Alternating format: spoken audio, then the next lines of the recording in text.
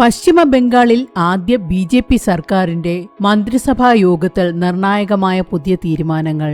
ബംഗ്ലാദേശ് അതിർത്തിയിൽ മുള്ളുവേലി സ്ഥാപിക്കാൻ ആവശ്യമായ ഭൂമി 45 ദിവസത്തിനുള്ളിൽ പശ്ചിമ ബംഗാൾ സർക്കാർ BSFന് കൈമാറും. മുസ്ലിം ഭൂരിപക്ഷ ബംഗ്ലാദേശിൽ നിന്നുള്ള വിദേശ പൗരന്മാർ നിയമവിരുദ്ധമായി ബംഗാളിൽ പ്രവേശിക്കുന്നുണ്ടെന്നാണ് ബി.ജെ.പിയുടെ ആരോപണം. ബംഗ്ലാദേശിൽ നിന്നുള്ള വിദേശ പൗരന്മാർക്ക് വോട്ടിന് പകരമായി അനധികൃതമായി പ്രവേശിക്കാനും തിരിച്ചറിയപ്പെടാതെ താമസിക്കാനും അനുവദിക്കുന്ന ഒരു സുതാര്യമായ അന്താരാഷ്ട്ര അതിർത്തിയാണ് തൃണമൂൽ പാർട്ടി എന്നായിരുന്നു ബി.ജെ.പിയുടെ ആരോപണം.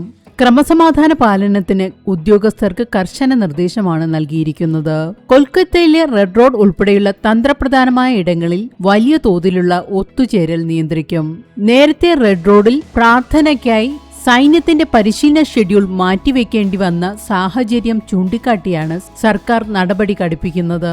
പൊതു റോഡുകളിലുള്ള നിസ്കാരം നിരോധിക്കും. ഭക്തിയും പ്രാർത്ഥനയും പള്ളികൾക്കുള്ളിലാക്കണമെന്നും പൊതുജനങ്ങൾക്കും ഗതാഗതത്തിനും തടസ്സമുണ്ടാക്കുന്ന രീതിയിൽ റോഡുകൾ കൈയടക്കാൻ ആരെയും അനുവദിക്കില്ലെന്നുമാണ് സർക്കാരിന്റെ പക്ഷം. കല്ലേറു നടത്തുന്ന സാമൂഹിക വിരുദ്ധർക്കെതിരെയും അനധികൃത കന്നുകാലി കടത്തിന് പിന്നിലുള്ള മാഫിയകൾക്കെതിരെയും വിട്ടുവീഴ്ചയില്ലാത്ത നടപടി ഉണ്ടാകും. അതിർത്തി ജില്ലകളിലെ നിരീക്ഷണത്തിനായി ഡ്രോൺ ഉൾപ്പെടെയുള്ള സംവിധാനങ്ങൾ ഏർപ്പെടുത്തി കഴിഞ്ഞു. തൃണമൂൽ കോൺഗ്രസ് ഭരണകാലത്ത് തഴച്ചു വളർന്ന കള്ളക്കടത്ത് ശൃംഖലകളെ വേരോടെ പിഴുതെറിയാനാണ് ആഭ്യന്തര വകുപ്പിന്റെ തീരുമാനം.